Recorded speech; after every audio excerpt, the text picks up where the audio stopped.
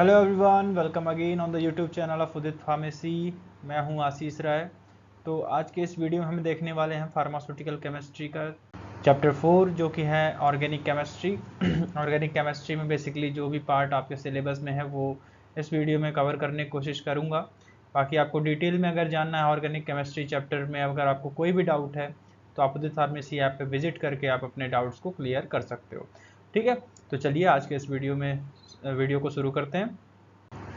तो basic introduction क्या है? बेसिकली ऑर्गेनिक केमिस्ट्री का बेसिक इंट्रोडक्शन शुरुआत होती है IUPAC नेम से। बेसिकली आपके क्वेश्चन में ऐसा भी क्वेश्चन पूछ सकता है वो कि IUPAC का फुल फॉर्म बताइए। तो IUPAC का फुल फॉर्म होता है international union for pure and applied chemistry. ठीक है, तो यहाँ मैंने लिखा भी, अगर स्पेलिंग दिक्कत आप लोगों को तो international union of pure and applied chemistry. तो IUPAC का फुल फॉर्म यही होता है। तो IUPAC क्या होता है? बेसिकली जैसे कि नामकरण करना। IUPAC क्या है? केमिकल्स के स्ट्रक्चर्स के बेसिस पे उसमें कौन कौन से ग्रुप्स लगे हैं उस बेसिस पे जो नामकरण होता है केमिकल स्ट्रक्चर्स का, उसी नामकरण को बोलते हैं IUPAC नॉमेनक्लेचर। ठीक है, तो चलिए अब इसमें होता क्या है वो देखते हैं। ठीक, तो अगर यहाँ पे आप देख रहे होगे पहला पॉइंट है in the chemical nomenclature of IUPAC nomenclature organic chemistry is systemic method of naming organic chemical compound. तो ध्यान रखिएगा, केवल ऑर्गेनिक केमिकल कंपाउंड्स को ही यहाँ पे नाम दिया जाता है। ठीक है, IUPAC का फुल फॉर्म आपको मैंने पहले बता चुका। ठीक, तो अब कुछ प्रिंसिपल्स होते हैं जो कि IUPAC फॉलो करता है। ठीक है, सबसे पहला क्या है? The number of carbon atom in hydrocarbon. तो मान लीजिए कार्बन से कार्बन जुड़ता जा रहा है। ठीक है, तो कितने कार्बन हैं उस बेसिस पे एक नाम दिया गया। मान लीजिए स्ट्रक्चर में केवल एक कार्बन है तो उसका नाम शुरू होगा मेथ से। ठीक, METH मेथ। ठीक है, जैसे कि मैं एक एग्जांपल बताऊंगा आपको। अगर कार्बन का वैलेंसी सबको पता होगा, अगर नहीं पता तो 4 होती है, उसके अराउंड 4 हाइड्रोजन लग सकते हैं। ठीक है, 4 कोई भी ग्रुप लग सकते हैं। ठीक, अब 4 हाइड्रोजन्स तो लग गए हैं। ठीक है, डबल बॉन्ड नहीं है, सिंगल बॉन्ड ही है। तो अगर ये कार्बन एक है सिंगल, यहाँ पे जैसे बताया गया कि अगर एक कार्बन कहीं पे हो तो उसका नाम शुरू होता है मेथ से, और यहाँ पे चारों बॉन्ड सिंगल हैं तो यहाँ पे मेथेन, इसका नाम हो जाएगा मेथ और एन। ठीक है, अब यही आपका डबल बॉन्ड होता तो क्या होता? मीथीन होता नहीं है। बेसिकली मैं एक एग्जांपल बता रहा हूँ, मीथीन होता नहीं है आगे, क्योंकि वैलेंसी को ये डिफाइन नहीं कर सकता। H कभी डबल बॉन्ड नहीं बनाता। मैं एक एग्जांपल लेके चल रहा हूँ। चलिए, अगर 2 कार्बन एटम हो आपके स्ट्रक्चर में तो उसका नाम H से शुरू होता है, जैसे इथेन हो गया। इसी तरीके से मान लीजिए यहाँ पे इथेन में क्या हो जाएगा? 2 कार्बन हो जाएगा और उसके अराउंड हाइड्रोजन बॉन्ड्स लग जाएंगे तो इसका नाम क्या हो जाएगा? इथेन। होप आपको क्लियर होगा। इसी तरीके से 3 कार्बन एटम है तो प्रोपेन, फिर 4 कार्बन एटम है तो ब्यूटेन, 5 कार्बन है तो पेंटेन, और इसी तरीके से हेक्सेन, हेप्टेन, ऑक्टेन, नोनेन, डेकेन, इस तरीके से ये प्रोग्रेस होती रहती है अकॉर्डिंग टू कार्बन एटम्स। कितने कार्बन एटम वहाँ प्रेजेंट है उस हिसाब से नाम दिया जाता है। होप आपको इंट्रोडक्शन समझ में आया होगा। चलिए आगे बढ़ते हैं। अब दूसरा जो प्रिंसिपल है नॉमेनक्लेचर का वो है, अगर saturated hydrocarbon containing single bond is indicated by N. वही मैं बताया, सैचुरेटेड मतलब जहाँ पे कोई भी डबल बॉन्ड नहीं प्रेजेंट हो। तो अगर इस तरीके का स्ट्रक्चर कहीं पे है, हर जगह सिंगल बॉन्ड ही लगे हुए हैं, तो कितने हाइड्रोजन कितने कार्बन? 4। 4 का क्या बताया था? ब्यूट। ब्यूट के साथ साथ इसमें लगेगा साथ में एन। यहाँ वही बताया गया, अगर सैचुरेटेड हाइड्रोकार्बन है केवल सिंगल बॉन्ड्स बना रहा है तो उसके लास्ट में एन लग जाएगा, जो कि मैंने यहाँ पे लगाया।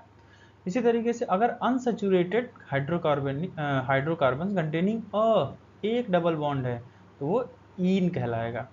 ठीक है, जैसे ये एक डबल बॉन्ड है इस बीच, दो के बीच, तो ये मान लीजिए यहाँ पे 2 है तो यहाँ पे ऐसे स्ट्रक्चर हो जाएगा, सब जगह H लग जाएंगे सिंगल बॉन्ड की जगह, तो मेथ एथ, तो इसका नाम हो जाएगा इथीन, लास्ट में ENE लग जाएगा। ठीक, इसी तरीके से अगर unsaturated compound containing a triple bond, अगर इस कार्बन के अराउंड एक ट्रिपल बॉन्ड लग जाता है, फिर एक हाइड्रोजन, तो ये क्या कहलाएगा, ये कहलाएगा इथाइन।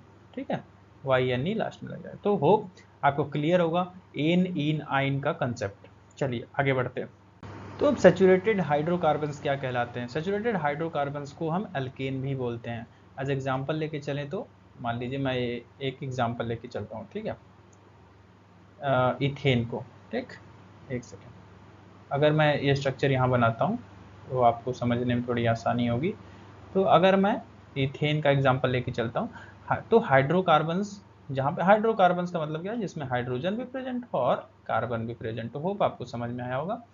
और कार्बन एटम्स, जो ये कार्बन एटम है ना, ये जुड़े हों आपस में, कहीं कोई भी इस कार्बन के जो अराउंड जो चारों बॉन्ड बनते हैं वो सिंगल ही बनने चाहिए। अगर डबल है तो वो अल्केन नहीं होगा, ना ही वो सैचुरेटेड हाइड्रोकार्बन होगा। होप आपको क्लियर हुआ होगा। चलिए, अब ऐसे कार्बन एटम जो कि सिंगल बॉन्ड से जुड़े हों उन्हें बोलते हैं हम सैचुरेटेड हाइड्रोकार्बन। ये हाइड्रोकार्बन्स क्या होते हैं? Known as alkanes. इनको एल्केन के नाम से जाना जाता है, जैसे मैंने पहले बताया। अब सैचुरेटेड हाइड्रोकार्बन्स का एक फॉर्मूला होता है CnH2n+2। अब n की जगह हम 1 रख के देखते हैं। 1 तो बेसिकली, चलिए n को हम 1 रख के देखते हैं क्या होता है। C की जगह, n की जगह 1, H 2 × 1 + 2 क्या हो जाएगा, C 1 तो नहीं लिखते हैं, H4। तो CH4 क्या होता है, जैसा मैंने पहले बताया कि CH4 इसका नाम होता है मीथेन। ठीक है, इस तरीके से हम n की वैल्यू रख के इथेन बना सकते हैं। Methane, ethane, butane, pentane, hexane, ये सब बता सकते हैं। ठीक है, होप आपको समझ में आएगा सैचुरेटेड हाइड्रोकार्बन्स क्या होते हैं। अब नेक्स्ट पे आते हैं, अगली स्लाइड पे। तो अब अनसैचुरेटेड हाइड्रोकार्बन्स के बारे में पढ़ते हैं। जैसा कि मैंने सैचुरेटेड कवर करा, उसी तरीके से अनसैचुरेटेड भी होता है। अब अनसैचुरेटेड में क्या होता है, बेसिकली अब यहाँ पे क्या है, दो कार्बन एटम कनेक्ट हों आपस में बाई डबल बॉन्ड या ट्रिपल बॉन्ड। अगर वो डबल बॉन्ड से कनेक्टेड होते हैं तो उसे एल्कीन्स बोलते हैं, अगर वो ट्रिपल बॉन्ड से कनेक्ट होते हैं तो उन्हें क्या बोलते हैं, अल्काइंस बोलते हैं। ठीक है, अगर कुछ इस तरीके का आपको स्ट्रक्चर दिखे तो ये क्या होता है, एल्कीन, और अगर ट्रिपल बॉन्ड दिखे तो उसे बोलते हैं एल्काइन। होप आपको क्लियर होगा एल्कीन और एल्काइन किसे बोलते हैं। अब जनरल फार्मूला एल्कीन्स का होता है CnH2n, और वहीं एल्काइन का होता है CnH2n-2। जैसे कि मैं एक एग्जांपल लेके चलूँ, अगर n की जगह 1 रखता हूँ बेसिकली इस वाले फार्मूले में, तो C1H2 × 1, तो CH2 बनेगा। CH2 कैसे बनता है, CH2, तो CH2 एक स्टेबल कंपाउंड नहीं है।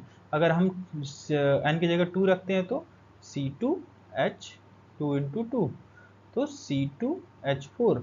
ठीक है, तो C डबल बॉन्ड H, ये डबल बॉन्ड हो गया, ये देखिए हो गया, ये H, ये H, यहाँ पे भी एक H, तो ये स्टेबल कंपाउंड, इसको बोलते हैं इथीन।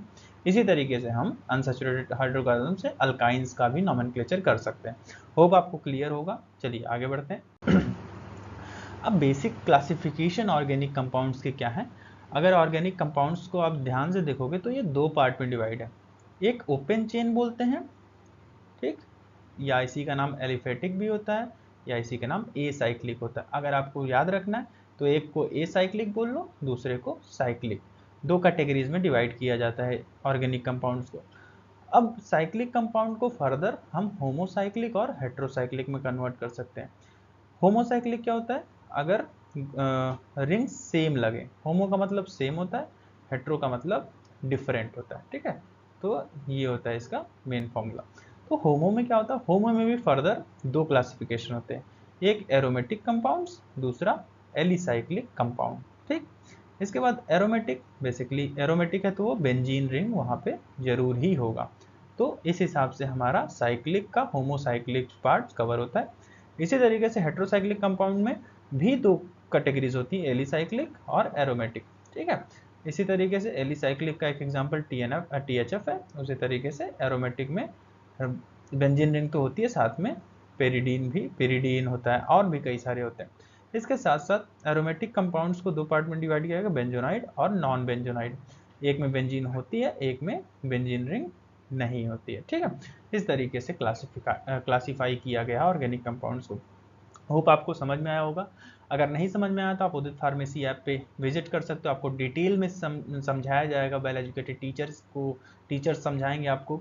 कोई भी डाउट होगा आपका सारा का सारा डाउट क्लियर होगा। आप एक बार प्लीज़ सेवा का मौका जरूर दें, उदित फार्मेसी ऐप जरूर विजिट करें।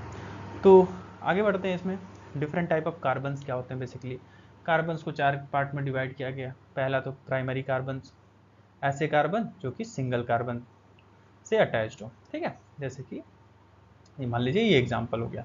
सेकेंडरी कार्बन होता है जिसमें 2 कार्बन, ठीक, मान लीजिए एग्जांपल हो गया।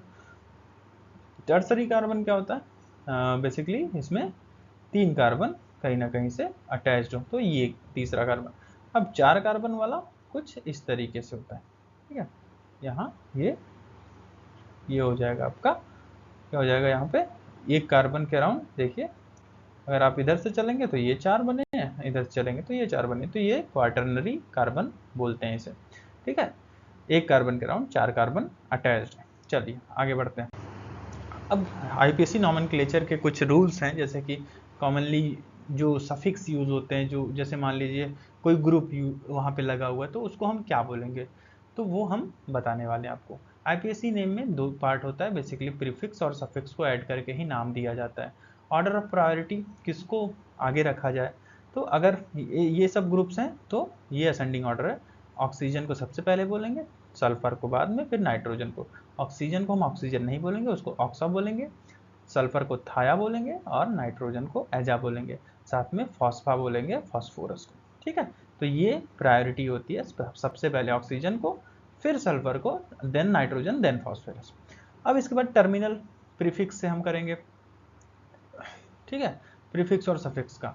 In case of more than 1 heteroatom involve, अगर एक से ज़्यादा, ये सारे हेटेरोएटम्स हैं। ठीक है, तो अगर एक से ज़्यादा हेटेरोएटम इन्वॉल्व है तो prefix is place order and priority.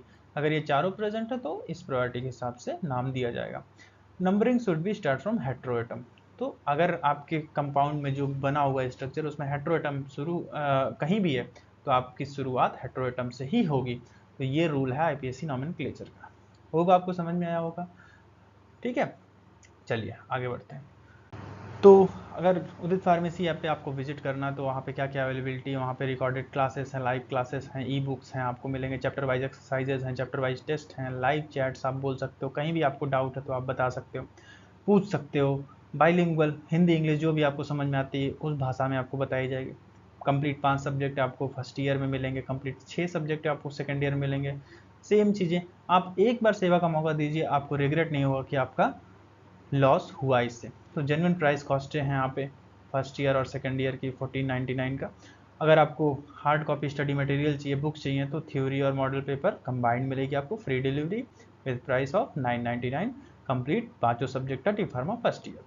अगर आप डी फार्मा एग्जिट एग्जाम की तैयारी कर रहे हो तो ऑनलाइन टेस्ट सीरीज हमारे यहाँ अवेलेबल है, MCQs मिलेंगे, अनलिमिटेड अटेम्प्ट्स आप कर सकते हो, PCI सिलेबस के आधार पर सारे क्वेश्चन अवेलेबल है वहाँ पर। चलिए, अब आप उदित फार्मेसी ऐप को विजिट कैसे करोगे। सबसे पहले आप अपने प्ले स्टोर में जाओगे, वहाँ पे उदित फार्मेसी क्लासेस को सर्च करोगे, ये हमारा लोगो है। इसके साथ साथ आप जैसे इंस्टॉल होता है, आप OTP वेरिफिकेशन करोगे, अपना नाम डालोगे, अपना ईमेल ID डालोगे, फिर आपको उदित फार्मेसी ऐप ओपन हो जाएगा। वहाँ के स्टोर सेक्शन में जाके आप कोई भी कोर्स को परचेज कर सकते हो। इस बीच आपको कहीं भी कोई दिक्कत होती है तो आप इस नंबर पर कॉल करके अपना डाउट क्लियर कर सकते हो। सुबह 8 बजे से शाम 6 बजे तक आपको पूरी सहायता की जाएगी। होप आपको ये वीडियो लेक्चर पसंद आया। अगर पसंद आया तो आप वीडियो को लाइक करिए, चैनल को सब्सक्राइब करिए। Thank you so much for hearing.